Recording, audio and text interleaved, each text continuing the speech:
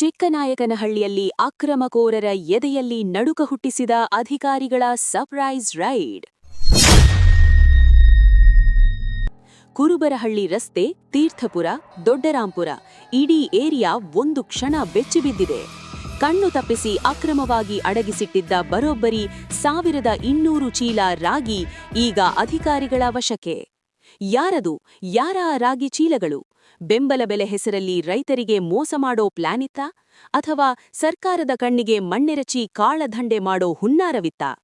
ತಹಶೀಲ್ದಾರ್, ಆಹಾರ ಇಲಾಖೆ ಮತ್ತು ಪೊಲೀಸ್ ಪಡೆಯ ಜಂಟಿ ಕಾರ್ಯಾಚರಣೆಗೆ ಬೆಚ್ಚಿಬಿದ್ದಿದ್ದಾರೆ ಅಕ್ರಮ ದಾಸ್ತಾನುಗಾರರು. 28ರಂದು ನಡೆದ ಈ ಮಿಂಚಿನ ದಾಳಿಯಲ್ಲಿ ಸಿಕ್ಕಿಬಿದ್ದಿರೋದು ಅಲ್ಪಸ್ವಲ್ಪ ರಾಗಿಯಲ್ಲ, 1200 ಚೀಲಗಳ ಬೃಹತ್ ರಾಶಿ. ತನಿಖೆ ಶುರುವಾಗಿದೆ. ತಪ್ಪಿತಸ್ಥನು ಯಾರೇ ಇರಲಿ ಕಾನೂನಿನ ಸಂಕೋಲದಿಂದ ತಪ್ಪಿಸಿಕೊಳ್ಳಕ್ಕೆ ಸಾಧ್ಯವೇ ಇಲ್ಲ. ಈ ಅಕ್ರಮ ದಂಧೆಯ ಹಿಂದಿರೋ ಅಸಲಿ ಕಿಂಗ್ ಪಿನ್ ಯಾರು ಅನ್ನೋದನ್ನ ಪತ್ತೆ ಹಚ್ಚುವವರೆಗೂ ಅಧಿಕಾರಿಗಳು ವಿಶ್ರಮಿಸಲ್ಲ. ಇತ್ತೀಚೆಗಷ್ಟೇ ನಿಮ್ಮ ಬಿಕೆಪಿ ನ್ಯೂಸ್ನಲ್ಲಿ ಈ ಕುರಿತು ಸುದ್ದಿ ಪ್ರಸಾರವಾಗಿತ್ತು. ನೋಡ್ತಾ ಇರಿ, ಅಕ್ರಮಕೋರರ ನಿದ್ದೆಗೆಡಿಸೋ ಸುದ್ದಿ ನಿಮ್ಮ ಬಿಕೆಪಿ ನ್ಯೂಸ್ನಲ್ಲಿ ಮಾತ್ರ.